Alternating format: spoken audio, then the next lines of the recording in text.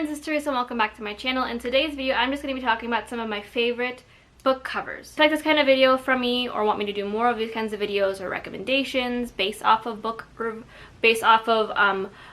covers, let me know in the comments down below. But until next time, hit like, subscribe, and comment, and let's go. So I'm just going to start off with the smallest book on here, and one that I don't think I've even broken the spine on quite yet. I got this recently at Barnes & Noble. My sister pointed it out, and it's just like, it's my now 4th copy of this book. It's a bit much, I know, but that is The Picture of Dorian Gray by Oscar Wilde. This was at Barnes & Noble. I don't know exactly the publisher's name. It says Chiltern. It's the Chiltern edition, I suppose. But if you guys don't know, it's a classic novel, one of my favorites, probably my only favorite classic novel. But it follows Dorian, who sells his soul to the devil, essentially, to gain eternal youth. And he trades places with, not trades places, but his painting, which he had commissioned a while ago, ends up actually withering and turning older and older and uglier and more decrepit the more sins he commits as a young, healthy person. It's like very shiny.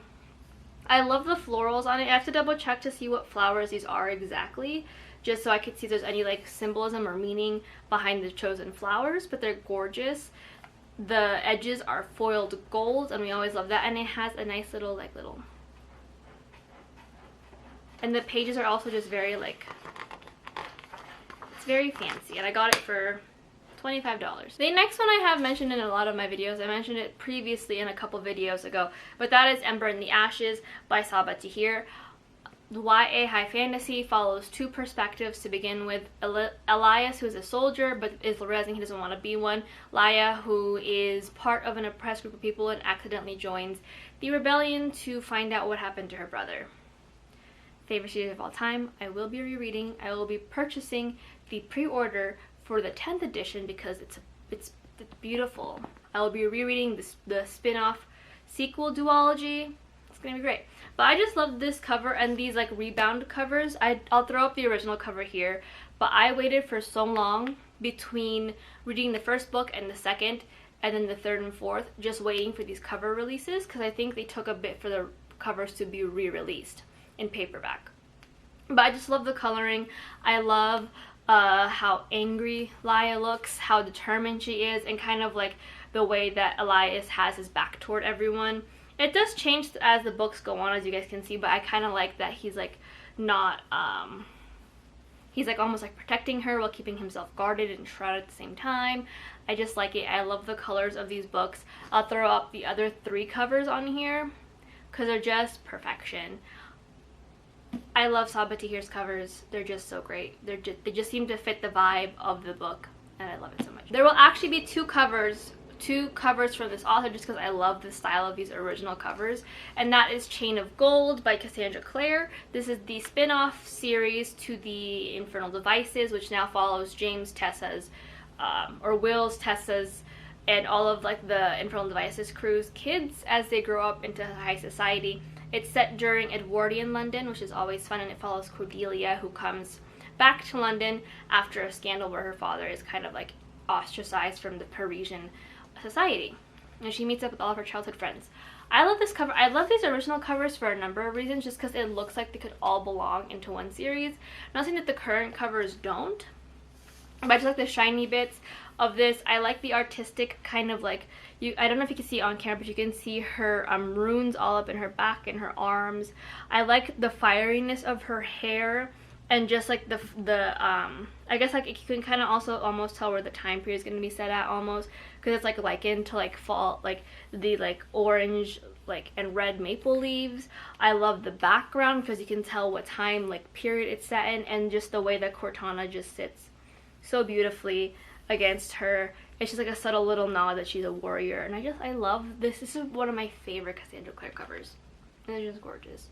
And I don't think I'll ever get the newer covers just because I'm so emotionally attached to these. Oh, and I guess I have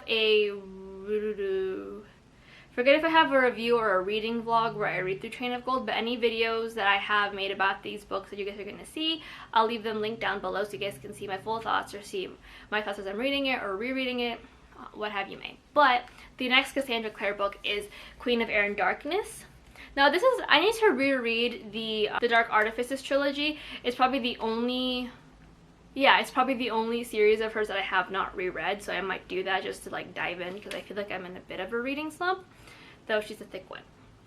However, this is the conclusion to The Dark Artifices, which is the spin-off sequel series of The Mortal Instruments, which follows Jules and Emma Carstairs as she lives in the Los Angeles Institute. This is the final one, like I said, and I just love it so much. I was, you know, a little disappointed with this one. I think I have a review of it, mainly because the big baddie who is on the cover was led up to be this big baddie, and then nothing kind of happened from it. I was expecting more, but I just love it because it's like underwater, which is where she's been this entire time. The red is just really striking against the blue, and just like all her hair going whoosh. I love it. Like I said, Cassie Clare's covers are some of my favorite covers out there, just because I just love the like designs and like the color palette. Like, this is such a beautiful color palette, and it stands out because of like the contrast between the red and the blue, and it's like also like almost like a pinky red. This series is probably like, these books are probably the reasons why I almost got into cover art, like cover designing back in the day. I still want to do it, but it sounds like a lot of work. Moving on to the next book, and that's actually another wrap-up to a duology, or a series I should say, and that is We Hunt the Flame by Hafsa Faizal, or We Free the Stars by Hafsa Faizal, not bad. But this is a YA high fantasy. It's enemies to lovers. It's actually done really nicely, following Zafira, who is a hunter who hunts things and pretends to be a boy to keep her people safe, and Nasir, who is a prince who is forced to kill people per his father's orders. The two of them are kind of tossed into a competition together, and we get to see them competition to find this piece of magic that's been long lost for everyone. Zafira is doing it to keep her people safe and get them out of this terrible situation they're in. Nasir's doing it because his dad is forcing him to, and also to boot, he has to kill Zafira as she's kind of stoking feelings of like rebellion and all that stuff, you know. One of my favorite duologies of all time. I need to do a reread. I have to do a lot of rereads. Maybe I'll just do that for June, just to give my brain a little bit of a rest.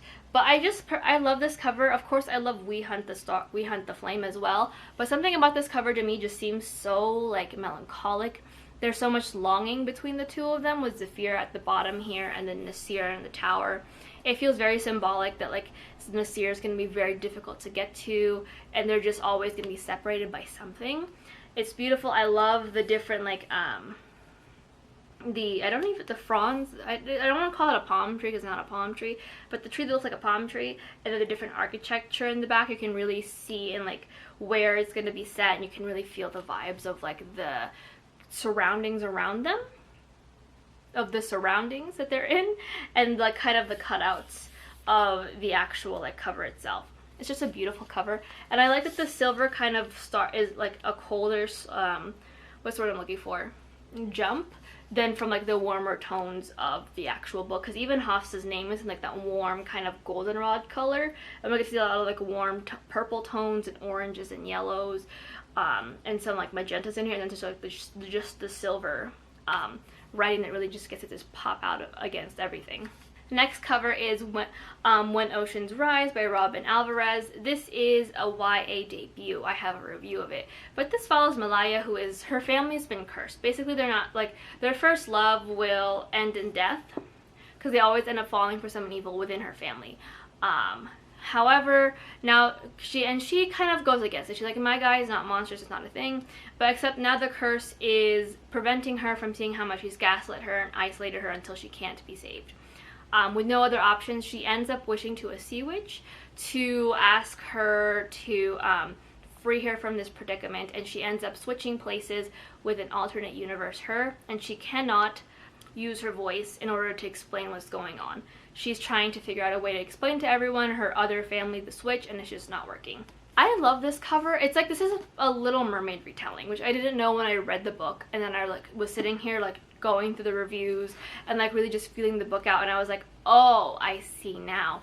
There are definitely a lot of instances, it's not a review. You can definitely see the ties in here to Little Mermaid, with the little octopus going around her throat and her hand to her throat where she's like kind of saying that she can't talk.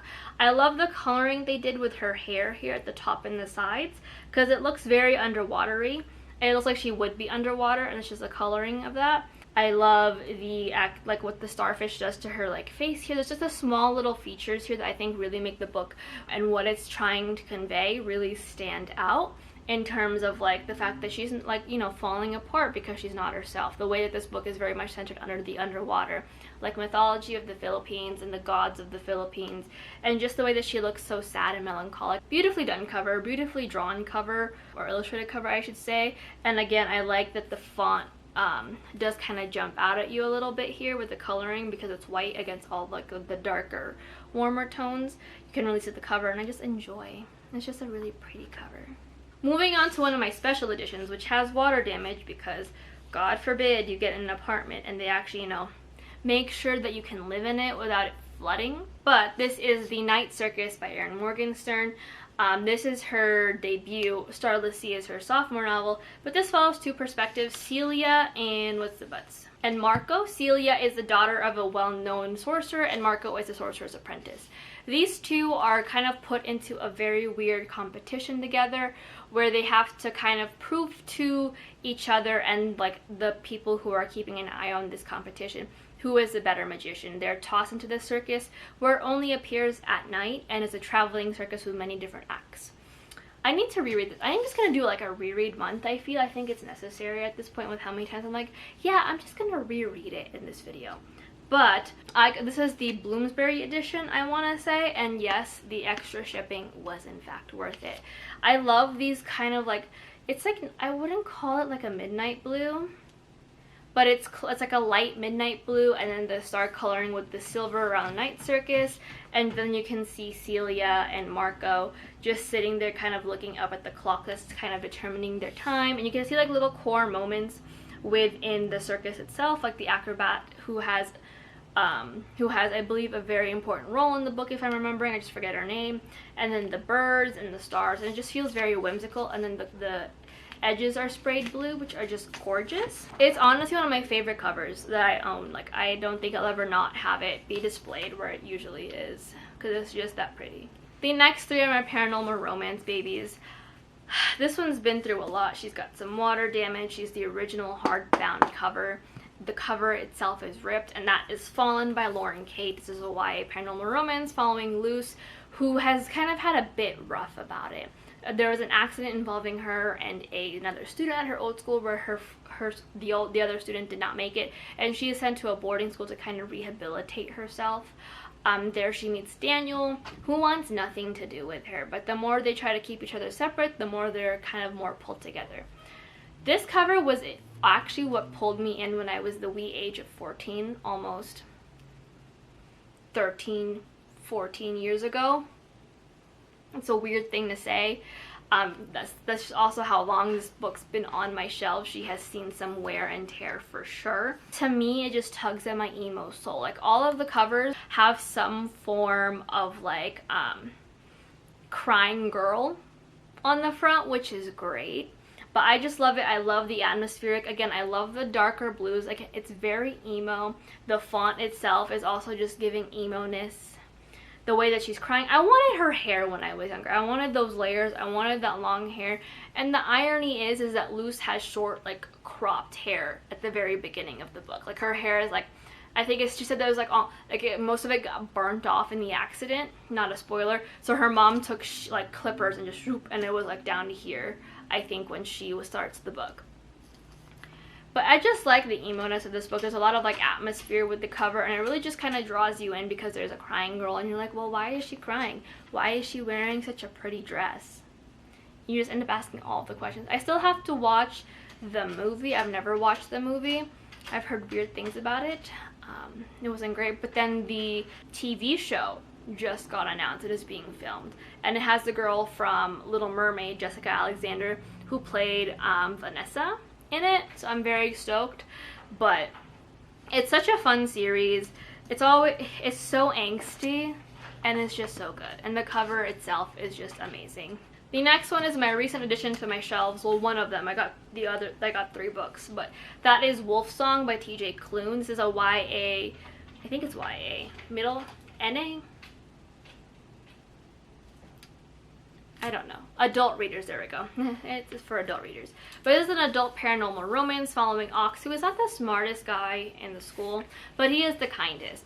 He's kind of ostracized because his dad's kind of a jackass and leaves him and his mom to kind of fend for themselves. And there he meets Joe, who is like his neighbor, I think. And Joe's actually a part of a family of werewolves. And it just follows his relationship with Joe as it turns into kind of develops over time. And it follows Ox as he develops into like a more sure person of himself and him following this wonderful family. This is actually a repub of the cover. I'll show you guys the original cover here. I read the book in ebook form before TJ Klune got like big again because of House of the Cerulean Sea and got a repub. But I just love these new covers. I've only read the first one, so I can't like show off the other ones per se, but I just love it because it's like, again, it has a wolf. We see I'm assuming Ox's house in the background. We can only guess who this werewolf is that's howling toward the moon, and then the foiled moon. It's just a stark contrast from like the wolf howling. Like it really just kind of makes it stand out, I think.